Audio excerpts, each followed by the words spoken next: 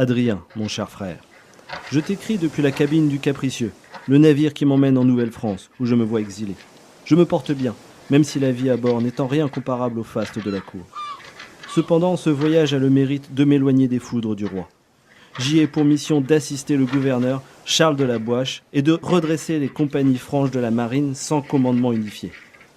Il m'envoie commencer par le détachement d'un certain Saint-Ours, réputé pour son indiscipline. J'ai entendu dire qu'il commençait à vivre comme les sauvages qu'il semble traiter comme des alliés. Comme si nous traitions d'alliés notre chien de chasse. Je vais devoir me montrer dur et ferme. Et je le serai d'autant plus que les causes de mon exil ne sont pas justifiées. Je me doute que notre mère a dû te presser de questions à mon sujet, questions auxquelles tu auras été bien en mal de répondre. Je vous demande à tous deux pardon pour ce silence trop long. Mais je ne pouvais faire autrement. Ma vie était en danger et mon exil est un moindre mal en comparaison de la peine qui pesait sur ma tête. Je sais que vous m'aviez maintes fois mise en garde contre mon comportement auprès des femmes mariées. Mais cette fois, la belle était trop tentante et le mari trop bravache. Il était si fier de sa femme. Il exposait tel un trophée. Grand mal lui en prit. Il ne fallut pas plus d'une soirée pour conquérir la belle. Et sans l'indiscrétion d'une servante, nous filerions aujourd'hui des jours heureux et paisibles. Mais la langue trop pendue de cette diablesse a mené le cocu droit à mes appartements et à sa femme comblée. Le fou, persuadé de sa supériorité, m'a provoqué en duel. J'ai pourtant essayé de le convaincre de renoncer. Mais c'était trop tard. Il était aveuglé par sa fierté blessée. Mieux aurait valu pour lui que cette dernière soit la seule meurtrie. Car en croyant me porter le coup fatal, le pauvre fou s'est empalé sur mon épée. Eh oui, mon frère, la seule mort que j'ai donnée sans la vouloir, mais la plus préjudiciable. J'ai été arrêté sur le champ, et alors qu'on s'apprêtait à me condamner à mort pour meurtre, la marquise de Pompadour, à qui j'avais, sans le savoir, rendu service en éliminant un gêneur, a intercédé auprès du roi et a vanté mes mérites sur le champ de bataille. Me voilà ainsi exilé par-delà l'Atlantique. Je vais tâcher de rendre cet exil le plus court possible, en remportant une victoire au plus vite. Je tâcherai de faire profil bas et de ne provoquer personne en duel. Que cette lettre vous trouve en bonne santé, notre mère et toi. Je te donnerai des nouvelles aussi souvent que possible.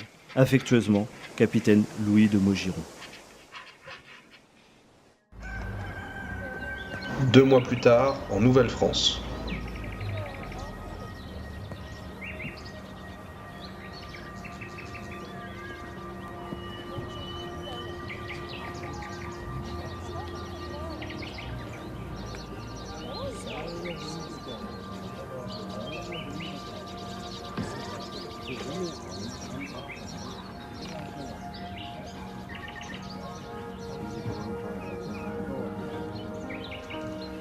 Messieurs, le gouverneur a besoin d'occuper un oblio de la cour venu tout droit de Versailles, afin qu'il ne mette pas le nez dans ses affaires.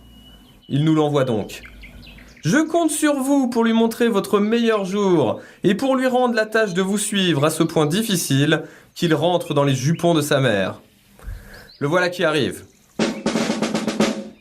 Prenez garde à vous!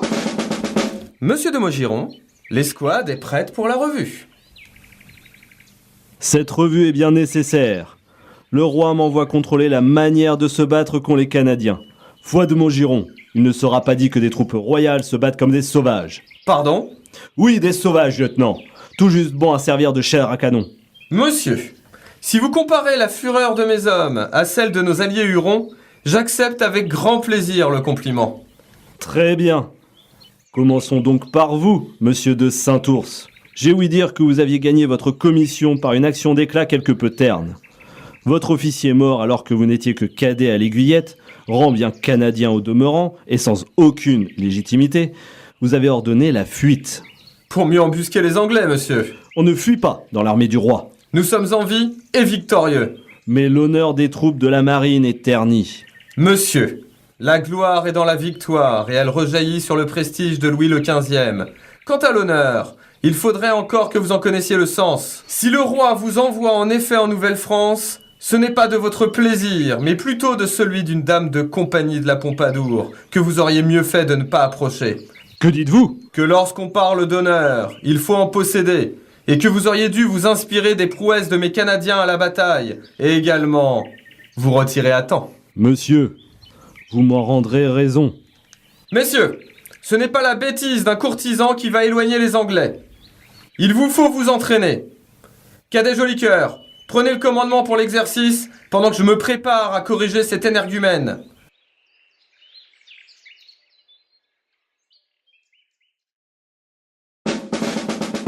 Fusillés, 3 pas en avant. Présentez armes en 3 temps. Passez vos fusils du côté de l'épée.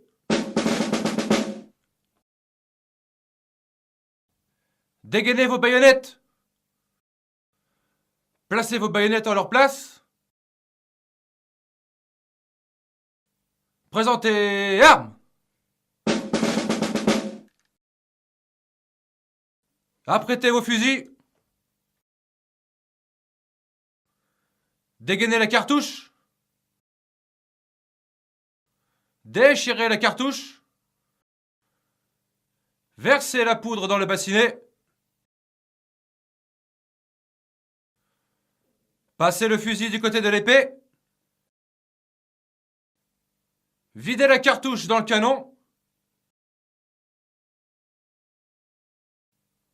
Sortez la baguette. Retournez la baguette. Poussez la cartouche au fond du canon.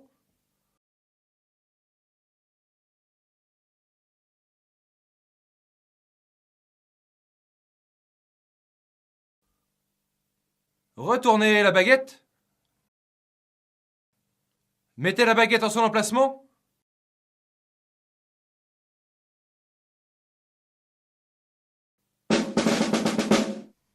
Présentez armes. Armes à l'épaule. Reculez de 3 pas.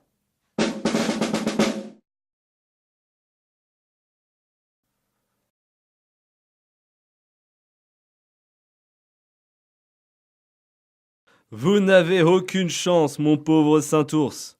J'ai reçu l'enseignement de Maître Rennen. Maître Rennen? Celui que le roi a exilé pour s'être trop approché de la favorite? Celui-là même. Il est vrai qu'il a disparu promptement. Pour mieux servir mon père et partager son savoir auprès de mes frères et moi? Cela promet.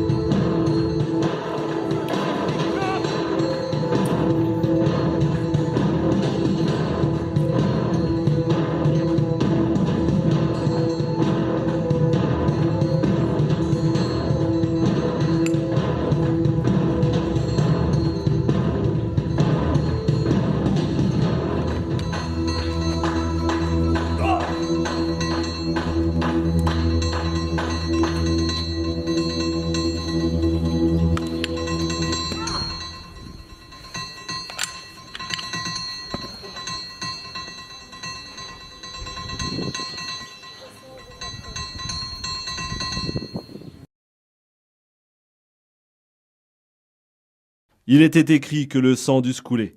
Seulement ce sera celui des Anglais, et non le nôtre, qui coulera aujourd'hui. Me laisserez-vous faire la guerre à ma manière? Non, monsieur. Pardon? Je vous accompagnerai pour apprendre la manière des Canadiens.